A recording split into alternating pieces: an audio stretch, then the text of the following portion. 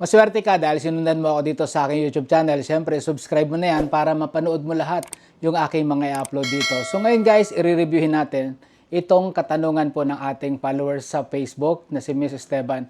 Na siya nga po ay may 26,000 followers na. Pero bakit nga po hindi siya kumikita sa kanyang mga in-upload? Although na meron po siyang magagandang viewers naman, bakit nga ba hindi siya kumikita? Unang-una guys, yung kanyang mga in-upload ay may watermark na TikTok.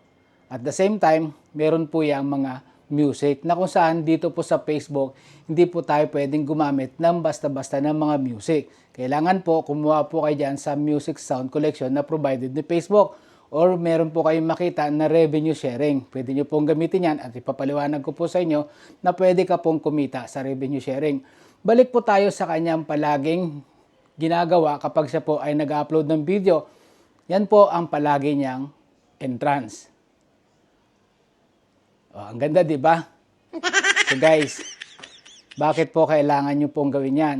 Dito po sa Facebook, kailangan first impression. Ibig sabihin, kunin mo kaagad yung kiliti ng mga viewers. Kailangan guys, sa unang pakita nyo pa lang, maagaw attention kaagad sila.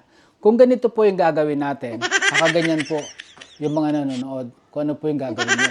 I-skip na po kaagad nila yan. Hindi na po kaagad nila papanoorin yan. Instead, kapag ganyan po ang ginagawa nyo, dapat po, nandito po kaagad yung mukha nyo. At since naman na kayo po ay for beauty ang inyong pinopromote o yan po ang inyong pinapakita, halimbawa po itong lipstick na to, kailangan ang sasabihin nyo, makakaagaw attention sa inyong mga viewers. Guys, alam nyo ba, dati po akong chismosa. Pero mula nung ginamit ko ang lipstick na ito, nagbago na ang pananaw ko sa buhay. Dahil masasayang yung pagkakabili ko nito at pagkakalapit sa labi ko. So ngayon, puro magaganda na lang ang mga binibitawan kong salita. Hindi na ako chismosa. Guys, yan po yung mga example.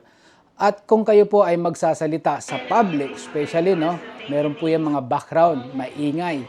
Kailangan po, bumili po kayo ng mic na katulad nito. Para nang noon, kahit nasa public tayo, naririnig po yung gusto nating sabihin sa ating mga viewers. Napaka-importante po niyan. At the same time, piliin nyo po yung lugar na maganda yung resolution, na maganda po yung magiging outcome ng inyong video, na kahit na po hindi masyado maganda ang inyong camera, at least po yung quality niyan, yung surrounding po niyan dapat po maliwanag. At kunting zoom in po para po maipakita nyo po sa inyong mga viewers kung ano po yung gusto nyong sabihin.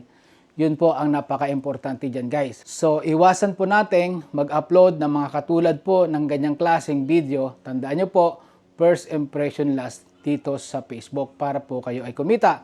At kung meron po kayo natutunan dyan, don't forget to share this information sa mga followers nyo at sa iyo mismo. I-apply mo na rin yan sa sarili mo. Tandaan nyo po, ang content lang po natin ang magpapaangat dito kay Facebook at magpaparami ng followers, especially magpaparami ng earnings.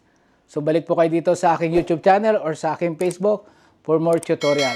Bye!